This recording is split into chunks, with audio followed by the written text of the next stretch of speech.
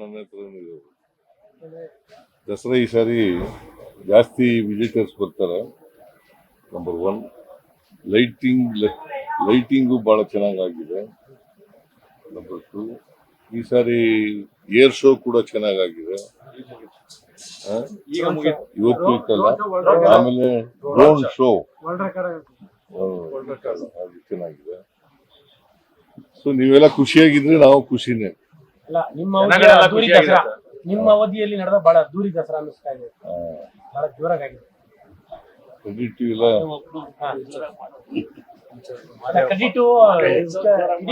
Free hand ಕೊಟ್ಟಿ ಮಾಡಿ ಅಂತ ಬಿಟ್ಟಿದ್ದಾರೆ. Free hand ಕೊಟ್ಬಿಟ್ಟಿದ್ದೀನಿ.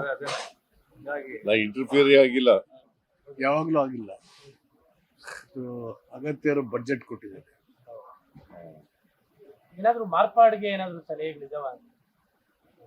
ಯಾಕಂದ್ರೆ ಜನ ಈ ಸತಿ ಜನರ ಹಬ್ಬ ಆಗ್ಬೇಕು, ಜನ ಖುಷಿಯಿಂದ ಇರಬೇಕು, ಜನರು ಖುಷಿಯಿಂದ ಪಾರ್ಟಿಸಿಪೇಟ್ ಮಾಡಬೇಕು. ಅದೇ ದಸರಾ.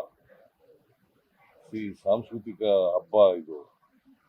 ಇದರಿಂದ ಸಾಂಸ್ಕೃತಿಕ ಚಟುವಟಿಕೆಗಳು ಚೆನ್ನಾಗಿ ನಡೆಯಬೇಕು. ದಸರಾ ಪ್ರಾಧಿಕಾರ ಆಗ್ಬೇಕು ಅನ್ನೋ ಒಂದು ಕೂಗಿದೆ. ದಸರಾ ಪ್ರಾಧಿಕಾರ ಮಾಡಿ ವರ್ಷ ಪೂರ್ತಿ ಅದಕ್ಕೊಂದು ಒಳ್ಳೆ ಪ್ಲಾನ್ ಆಗ್ಬೇಕು. ಈ ನಿಟ್ಟಿನಲ್ಲಿ ಆಗುತ್ತಾ? ಯಾವಾಗಲೂ ದಸರಾ ಪ್ರಾಧಿಕಾರ ನೋಡೋಣ, ಅದರಲ್ಲಿ ವಿಚಾರ ಮಾಡೋಣ. ದಸರಾ ಪ್ರಾಧಿಕಾರದ ಅಗತ್ಯ ಇಲ್ಲ ಅಂತ ನನಗನ್ಸುತ್ತೆ. ಪ್ರಾಧಿಕಾರ ಈಗ ಎಕ್ಸಿಬಿಷನ್ ಪ್ರಾಧಿಕಾರ ಇದೆ, ಚಾಮುಂಡಿ ಪ್ರಾಧಿಕಾರ ಮಾಡಿದೆ, ಚಾಮುಂಡಿ ಪ್ರಾಧಿಕಾರ ಇದೆ.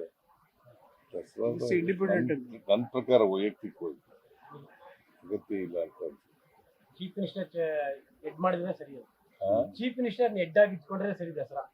ನೀವಿದ್ರೇನೆ ಅದು ನಾಡ ಹಬ್ಬ ಅಲ್ಲ, ನಾಡ ಹಬ್ಬ ಆಗಿರುತ್ತೆ. ನಾನು ನಾಮಕಾವಸ್ಥೆ ಅಧ್ಯಕ್ಷ.